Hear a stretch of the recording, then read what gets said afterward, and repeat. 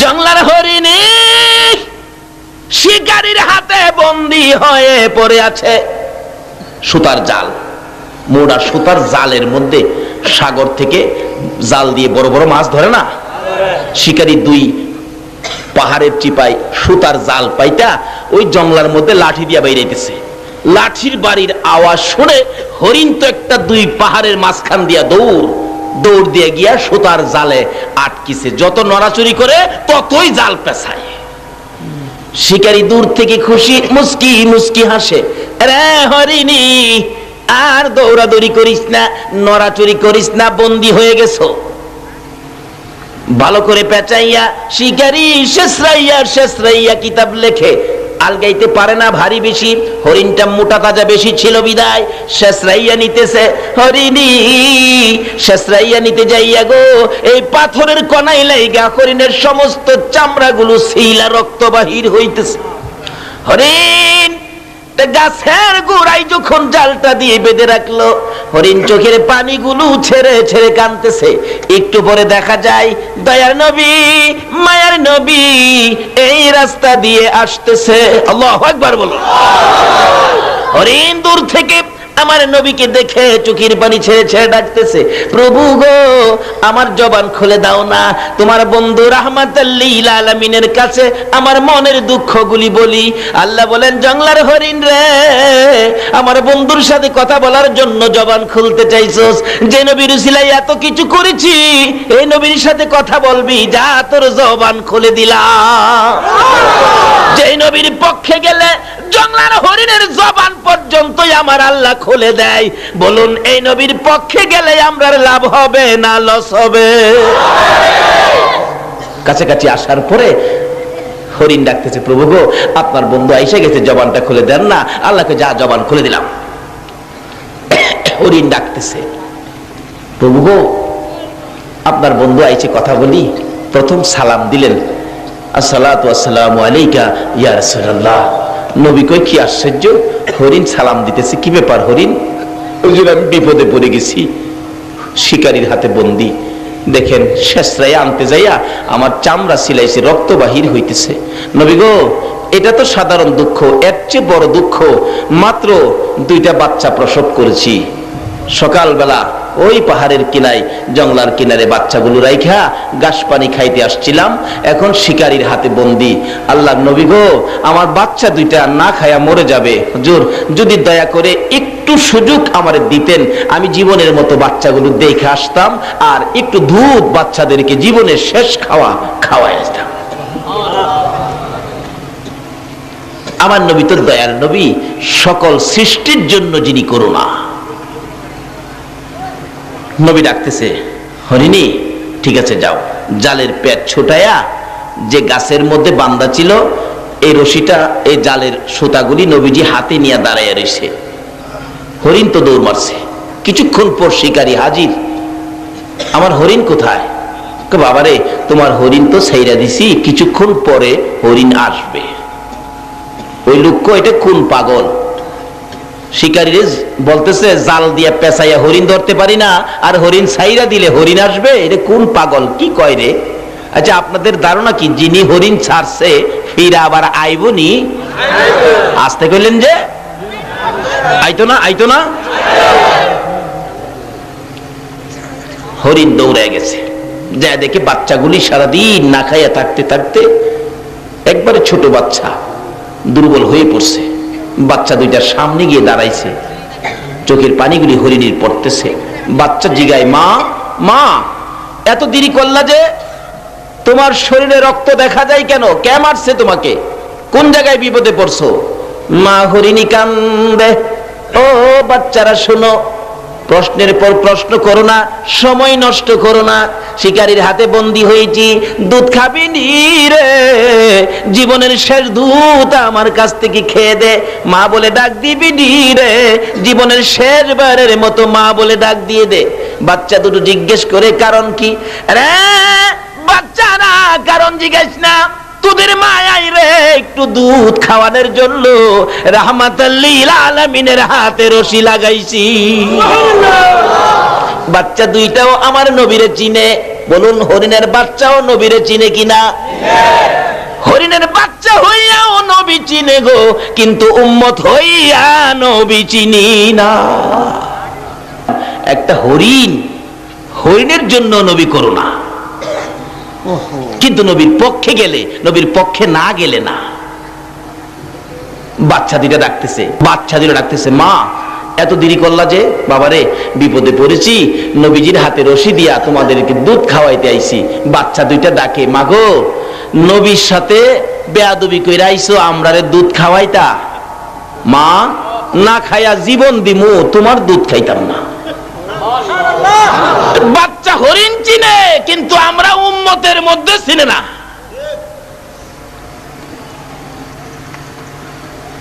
বাচ্চা দুইটা এখন উল্টা কাঁদতেছে,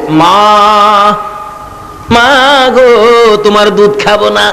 যেই নবী না হইলে জগৎ হইতো না, এই নবীর সাথে বেয়াদবি করেছো, তোমার মতো মায়ের দুধ জীবন যাবে, আমরা খাবো না। বাবারে তুই কি করবি? মা চলো যাই, নবীর সামনে যাই, নবীর একটু দেখবো, নবীর কাছ থেকে বেয়াদবির ক্ষমা নিব, তারপরে আমরা তোমার দুধ খাবো। তো চলো যাইতেছে। এই দিক দিয়ে শিকারী বলেন, কি ব্যাপার, আমার হরিণ কই? বাবারে একটু থাকো, অপেক্ষায় থাকো, কিছুক্ষণ পরে হরিণ ফিরে আসবে। আশ্চর্যের কথা, হরিণ ছাড়লে আবার ফিরে আসে নাকি? আরে আসবে, না আসা পর্যন্ত আমি এখানে আসি, তুমি চিন্তা করো না। এটা যদি না আসে আমি আরেকটা ধইরা আমি তোমারে দিব। নবী ডাক দিলে হরিণ আইবনি? কয় না দি।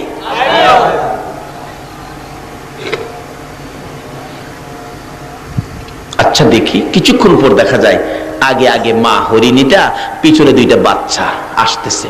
রাসূল বলেন, বাবারে চিন্তা করো না, ওই যে তোমার হরিণ আসতেছে। শিকারী তাকায় দেখে হরিণ গিয়েছিল একটা, আসতেছে কয়টা?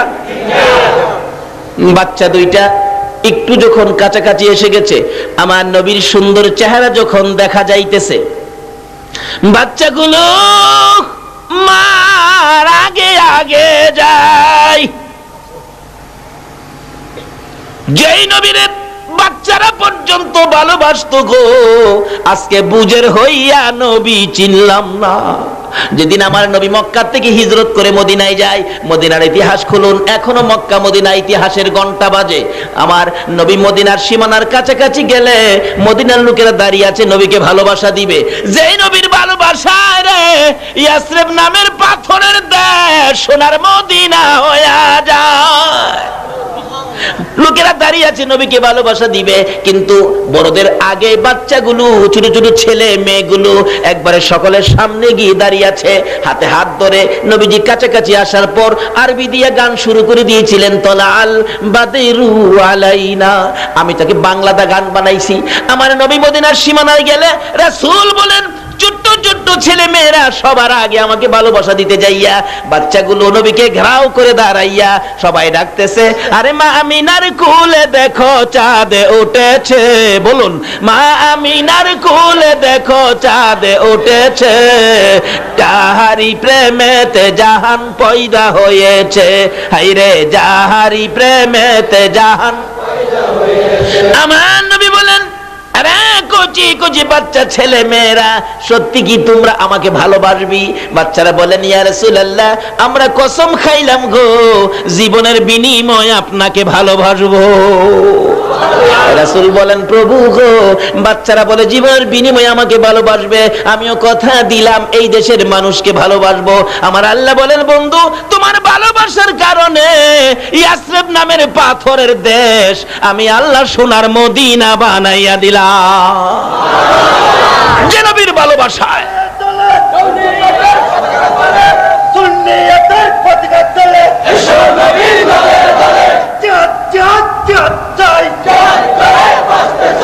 আসুন আগে বাড়ি। বাবারা, কুচি কুচি বাচ্চারা পর্যন্ত নবীরে চিনতো, মারকুলের শিশুরা পর্যন্ত নবীকে চিনতো। আজকে আমাদের কোন ভূতে ধরছে নবীকে নিয়ে ধাক্কাধাক্কি করি? হরিণের বাচ্চাগুলো মার আগে আগে দৌড়ে যাইয়া একবারে নবীজির পাও মোবারকে পড়ে ডাকতেছে, আল্লাহর নবী গো, ও দয়ার নবী, মা বেয়াদবি করেছে, মাফ করে দেন, না হয় আমরা মার দুধ খাবো না, জীবন দিব, দুধ খাবো না। বড় হরিণ কাছে দাঁড়ায় রয়েছে। আমার নবী ডাকে, ও শিকারী দেখ, হরিণ গিয়েছিল একটা, ফিরে আসছে 3টা। আল্লাহু আকবার। আরে শিকারী, এবার বল কোনটা নিবি রে? বড় হরিণ নিবি না বাচ্চা হরিণ নিবি? না, যিনি হরিণ একটা ছাড়লে 3টা আসে ওনাকে নিবি। অর্থাৎ হরিণ নিবি বড়টা না বাচ্চাটা? না, নবীকে নিবি। শিকারী বলেন একবার হরিণের দিকে চাই, আবার বাচ্চার দিকে চাই, আবার আমার নবীর সুন্দর চেহারার দিকে চাই। অবশেষে ডাক মারলেন, যেই নবী একটা হরিণ ছাড়লে 3টা ফিরে আসে রে, আমি আর হরিণ নিব না, আমি সেই নবী নিয়ে নিলাম। এইভাবে রাহমাতাল লিল আলামিনের প্রচার আমার আল্লাহ সমাজে ঘটিয়েছেন। আজকে সে নবীর উম্মত আমরা রবিউল আউয়াল চাঁদে এই মাহফিলে বসেছি। আসুন দেখি আমাদের জন্য কি বাজেট, কি লাগবে, কি দরকার, সব আজকে পাবেন। আমার আল্লাহ বলেন নবীর আগমনের চাঁদে রবিউল আউয়ালে আমি আল্লাহ এমন একটা দরজাও বাকি ছিল না যেই রহমতের দরজাগুলো নবীর আগমনে আমি আল্লাহ খুলি না। সব রহমতের দরজা নবীর আগমনে আমি আল্লাহ খুলে দিয়েছি। আসুন আমরা এই রবিউল আউয়াল চাঁদে সে নবীর পক্ষে স্বীকারোক্তি দিলাম, আমরা নবীর পক্ষে থাকব। আল্লাহ বলেন আমার এই নবীর পক্ষে যারা থাকবে আমি আল্লাহ তাদের পক্ষে থাকব। আসুন, বৃষ্টির দরকার, আমরা নবীর পক্ষে গিয়েছি, এখন দোয়া করব আল্লাহ যাতে আমাদের শুধু বৃষ্টি নয়, আমাদের জন্য যত কিসিমের রহমত বরকতের দরকার আল্লাহ যেন আমাদেরকে সব এই রবিউল আউয়ালের বরকতে নবীর আগমনের উসিলায় আল্লাহ যেন আমাদেরকে বৃষ্টি সহ সব কিসিমের বরকতের ভাগী করেন। সকলে বলুন আমিন। আল্লাহুম্মা আমিন। রব্বানা যালামনা আনফুসানা ওয়া ইল্লাম তাগফির লানা ওয়া তারহামনা লানাকুনান্না মিনাল খাসিরিন। রাব্বিরহামহুমা কামা রাব্বায়ানি সগীরা। রব্বুল আলামিন, তোমার নবীর আগমনের চাঁদ তোমার আগে কইলা না কেন? আমি যে বারবার বলতেছি আমি দোয়া করতেছি, এর আগে আমার বলা উচিত ছিল না, দোয়াটা পরে তাবারুকের ব্যবস্থা আছে, তাবারুক দিয়ে দেন। না লানাকুনান্না মিনাল খাসিরিন রাব্বিরহামহুমা কামা রাব্বায়ানি সগীরা। রব্বুল আলামিন জান্নাতের বাগানে বসে জান্নাতি মেহমান লইয়া, আমি গুনাহগার তোমার নবীর আশিক পাগল লইয়া, যেই নবী না হইলে জগৎ হইতো না, আরশ কুরসি লৌহ কলম হইতো না, ওই নবীর আগমনের চাঁদ রবিউল আউয়ালে আমরা হাত বাড়াইছি। একবারে খালি হাত বাড়াই নাই, প্রভু গো তুমি যার উপর ফেরেশতাদেরকে নিয়ে দরুদ সালাম প্রেরণ করো, যাকে ইমানদার বলে ডাক দিয়েছো, ইমানদার লইয়া দরুদ সালাম মদিনা পাঠাইছি। আমাদের দরুদ সালাম গুলো পাখির মতো উড়াইয়া উড়াইয়া দয়ার নবী মায়ার নবী রওজা আতহারে পৌঁছাইয়া দাও। মাবুদ, ইহাকে উসিলা করে রবিউল আউয়াল চাঁদ উসিলা করে নবীর আগমন উসিলা করে আজকের মাহফিলে আমরা যারা হাত বাড়াইছি, মাবুদ রে আমাদের সকলের জীবনের গুনাহগুলো ক্ষমা করে দাও। মাবুদ, জীবনে কত গুনাহ করেছি, তুমি যদি গুনার হিসাব জিগাও আমরা কেউ হিসাব দিতে পারবো না। শুধু শুধু লজ্জা পাবো গো, লজ্জা দিলে তোমার কি লাভ হবে গো আল্লাহ? কার জীবনে কত গুনাহ হিসাব জিগাইও না, কে নেককার কে গুনাহগার কাউরে কিছু কইও না, কে মেয়ে কে পুরুষ, আজকের জন্য কে নামাজি কে বেনামাজি কাউরে কিছু জিগাইও না। এই মাহফিলের খাতিরে নবীর আগমনের উসিলায় আমাদের তামাম জিন্দেগীর গুনাহগুলো ক্ষমা করে দাও। মাবুদ, ক্ষমা চাইলাম জীবনের গুনাহ, ক্ষমা করছো নিগো আল্লাহ। ডাকবেন না আল্লাহ, ইয়া আল্লাহ, জীবনের গুনাহ ক্ষমা করছো নি। মাবুদ রে, ক্ষমা যদি না করো কবে জানি মৌতের চিঠি দিয়া আজরাইল পাঠাইয়া দাও, কবে জানি বড় বাড়ি বড় ঘর সুন্দর বিছানার থেকে চারজনে দৌড়ে দৌড়ে টাইনা টাইনা বাহির করবে, উঠানের কিনারে পর্দা টানাবে। ও মাহবুব, বড়ি পাতার গরম পানি করবে, নাকে কানে তুলা লাগাবে রে, উত্তর দিকে মাথা দিয়ে শুয়াবে, জীবনের শেষ গোসল করাইয়া সাদা কাফন পরাইয়া উঠানের মাঝখানে রেখে দিবে। আদুরের সন্তানেরা ঘরের বারিন্দায় দাঁড়ায়া দাঁড়ায়া ডাকবে, বাবা সাদা কাফন পরে কই যাইবা গো। আদুরের স্ত্রী ঘরের ভিতর যাইয়া বিছানাটার পাশে দাঁড়াইয়া ডাকবে, স্বামী গো এই বিছানা খালি করে কই রওনা হয়েছ? মাবুদ, ওই দিন আসার আগে মাহফিলে বসে জীবনের গুনাহ ক্ষমা চাইলাম, তোমার নবীর আগমনের উসিলায় তামাম জিন্দেগীর গুনাহগুলো ক্ষমা করে দাও। মাবুদ, জীবনের গুনাহ ক্ষমার আসার দরখাস্তের পর আর একটা দরখাস্ত করি, তুমি কিন্তু রাগ হইও না। এতগুলো মানুষ রাত্র 2টা পর্যন্ত বসে আছে, আমি জানি না রে কার মনে কি ব্যথা, আমি জানি না কার মনে কি দুঃখ, আমি জানি না রে কার মনে কি আগুন। মাবুদ, একটু সময় দিয়ে যদি কাছাকাছি যাইয়া জিজ্ঞেস করতাম, সকলেই একটা না একটা দুঃখ বলতো। হয়তো কেউ কেউ বলতো, হুজুর আমার মা নাই গো, কেউ কেউ বলতো হুজুর আমার বাবা নাই, আবার কেউ কেউ বলতো হুজুর গো আমার মাও নাই বাবাও নাই। মাবুদ, মায়ের অভাবী বাবার অভাবী হইয়া যারা হাত বাড়াইছে রে আল্লাহ, এই মুহূর্তে ওই সকল মা বাবার কবর জান্নাতের বাগান বানাইয়া দাও। মাবুদ, মা বাবা যারা দুনিয়াতে আছে হায়াত বাড়াইয়া দাও। মা বাবা কেমন জিনিস বুঝার তৌফিক ছেলে মেয়েদেরকে দান করে দাও। আল্লাহ, দাদা দাদি নানা নানি শ্বশুর শাশুড়ি আলিয়া আওলাদ বংশধর মই মুরব্বী পাড়া প্রতিবেশী খানদানবাসী মহব্বতী, খাস করে এলাকার জমিনের নিচে যত মোমেন মোমেনাত ঘুমিয়ে আছে সকলের কবর জান্নাতের বাগান বানাইয়া দাও।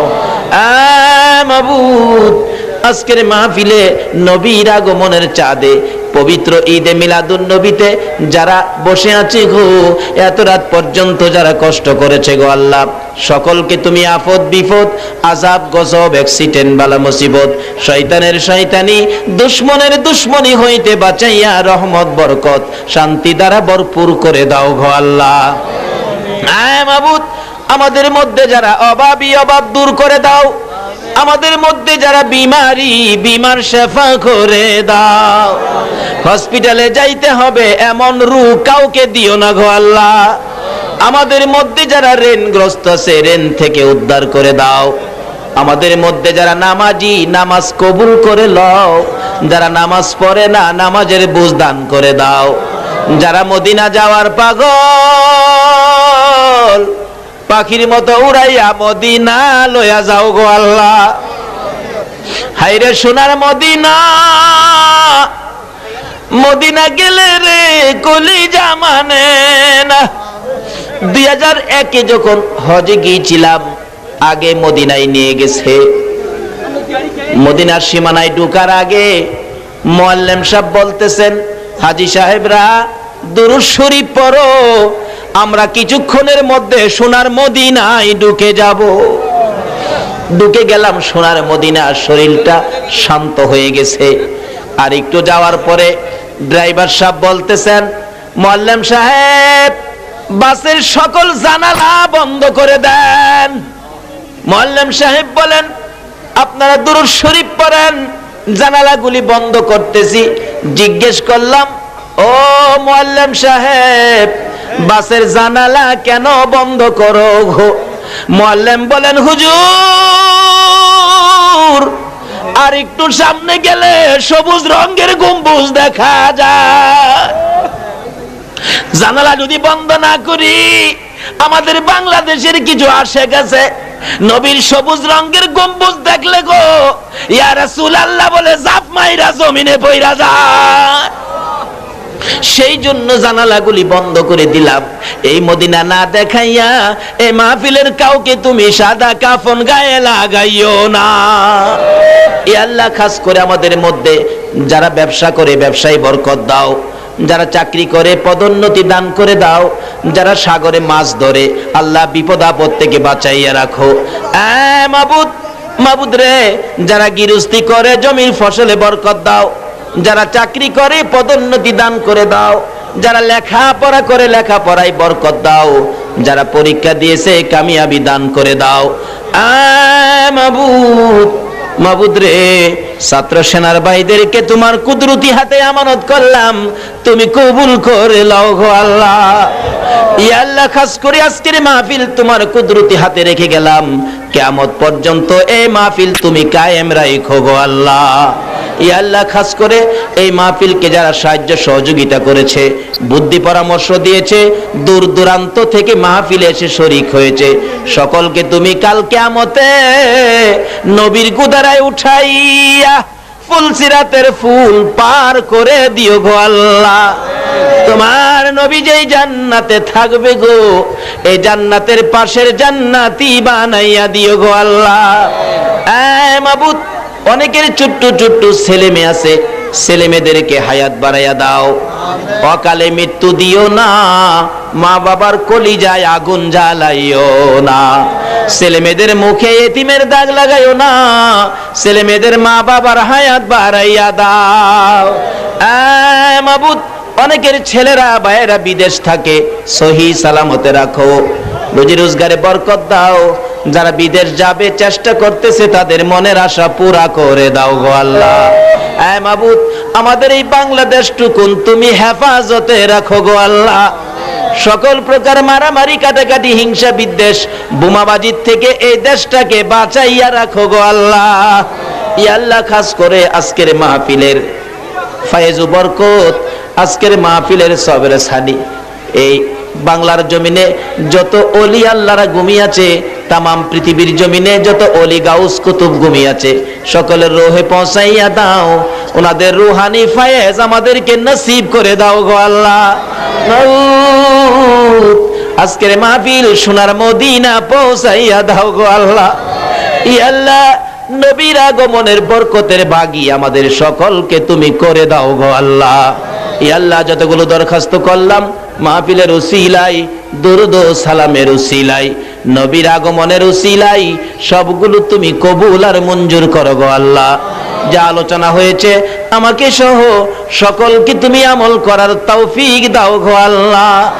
ইয়া আল্লাহ, মাহফিল শেষে যারা যেখানে যাবে গো সহি সালামতে পৌঁছাইয়া দিও গো আল্লাহ। রব্বানা তাকাব্বাল মিন্না ইন্নাকা আনতাস সামিউল আলিম وتب علينا يا مولانا إنك أنت التواب الرحيم وصلى الله تعالى على خير خلقه محمد وعلى آله وأصحابه أجمعين بحق لا إله إلا الله محمد رسول